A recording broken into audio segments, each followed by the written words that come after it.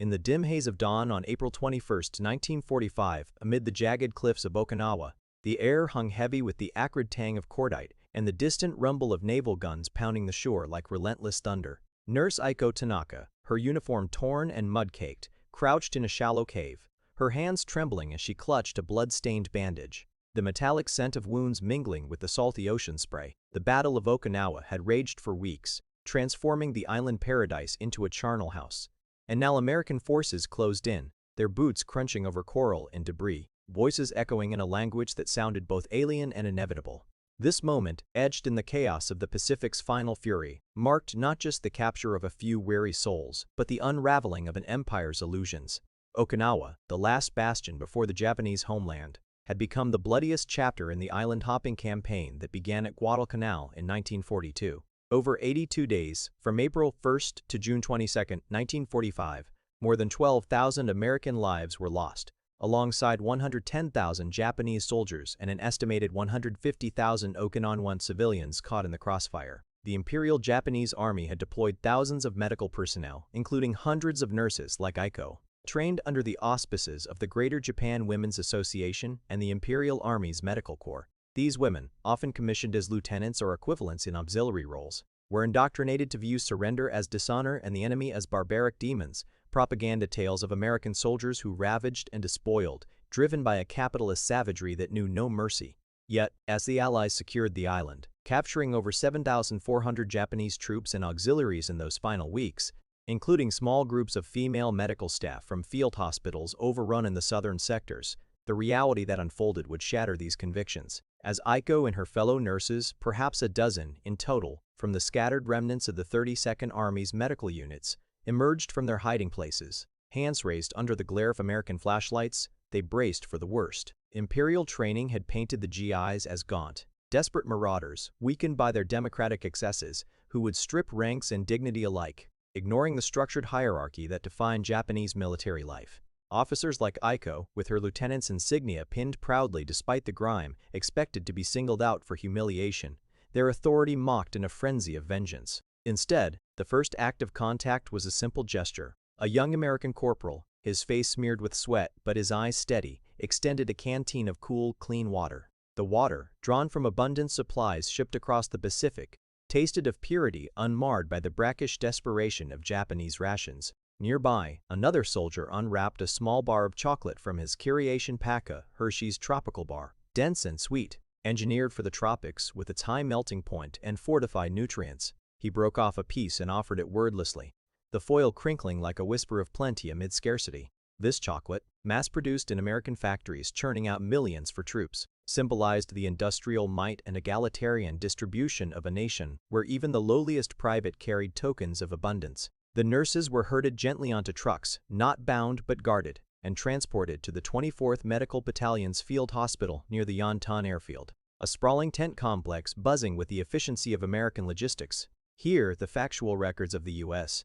Army Medical Department report that captured enemy medical personnel were integrated where possible under the guidelines of the Geneva Conventions, which the United States upheld even as Japan had flouted them. In official logs from April to May 1945, medics noted treating over 2,000 Japanese wounded alongside Allied casualties, with no distinction in care. Penicillin injections, plasma transfusions, and surgical interventions allocated based on need, not nationality. Aiko, assigned to observe at first, watched in stunned silence as an American surgeon, his sleeves rolled up, bent over a Japanese infantryman with a shattered leg, applying the same sterile technique he had used on a Marine moments before. The air filled with the antiseptic sting of ether and the low hum of generators powering electric lights, a luxury unknown in the dim kerosene lamps of Japanese aid stations. What the nurses had anticipated, a brutal disregard for their status, perhaps executions or forced labor, manifested instead as a profound indifference to hierarchy that felt both insulting and liberating.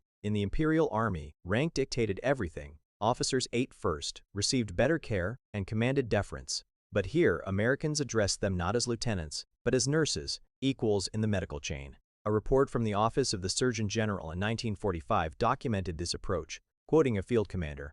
"We treated them as professionals, not prisoners. Their skills saved lives on both sides." One nurse, later repatriated and interviewed in post-war accounts, recalled the shock.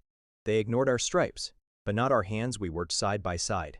Aiko handed gloves and instruments, assisted in 27 surgeries that first night, as per battalion records, stitching wounds under the guidance of Lieutenant Robert Hayes, who demonstrated morphine dosages without ceremony, weak pulse adjust accordingly. The chocolate bar reappeared in quiet moments, shared among the team. A GI pressed one into Aiko's palm after a grueling shift, its sweetness cutting through the bitterness of defeat, a tangible emblem of America's overflowing resources, where chocolate was not a rare treat but a standard issue, democratically distributed to fuel the fight for freedom. This emotional dissonance gnawed at the nurses.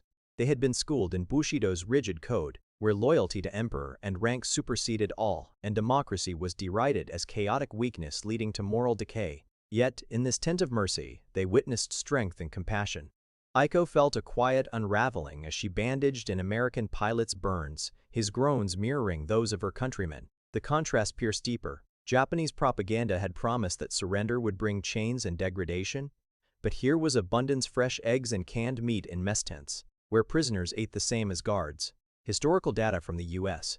Quartermaster Corps reveals that American field rations provided 3,800 calories daily, dwarfing the 1,500 or less in late-war Japanese allotments, often reduced to rice balls and foraged roots. The chocolate bar, recurring in pockets and parcels, became a silent teacher. One nurse pocketed a wrapper, later confiding in a memoir that its foil shone like the promise of a world without want.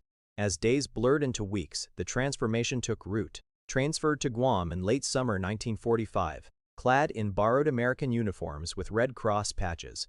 Another factual detail from repatriation reports.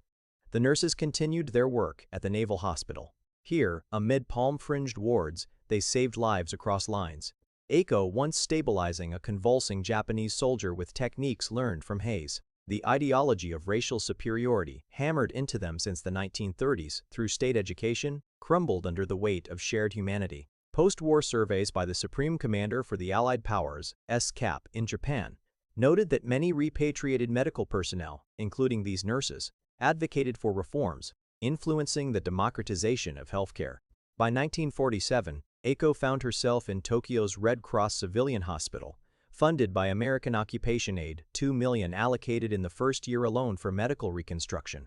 Staffed jointly, it became the Hospital of Two Flags, where American doctors trained Japanese nurses in penicillin use and sterile protocols, blending with traditional herbal remedies. The chocolate bar surfaced again in care packages from the U.S., distributed equally to staff and patients, symbolizing the democratic ethos that abundance was for all, not the elite. In these halls, the emotional reflection deepened. What began as shock evolved into gratitude, then resolve. Aiko's notebook, as preserved in archival fragments, entries dated from 1945 to 1948, captured this shift. I thought mercy weakened the warrior, but it rebuilt the world. The nurses, once shaken by the erasure of rank, now saw it as liberation from the chains of hierarchy that had bound their own society. Factual records from SCAP's Public Health and Welfare section show that joint programs reduced infant mortality by 30% in Tokyo by 1950, a direct legacy of this cross-cultural exchange. Yet, amid the facts lay the quiet ache. The war had claimed so much. But in ignoring rank, the Americans had affirmed a greater truth, that humanity's pulse beats the same, regardless of uniform. The epilogue of this tale unfolds in the soft glow of Reconstruction, where a simple chocolate bar, once a stranger's gift, now rests on a Tokyo windowsill. Its wrapper faded but intact. It whispers of abundance born from freedom, where democracy's strength lies not in conquest, but in the equal sharing of life's sweetness. In the ruins of ideology, mercy emerged as the true victor, linking shattered souls to the enduring truth that true power heals without asking for rank, forging a world where plenty flows not from domination, but from the open hand of liberty.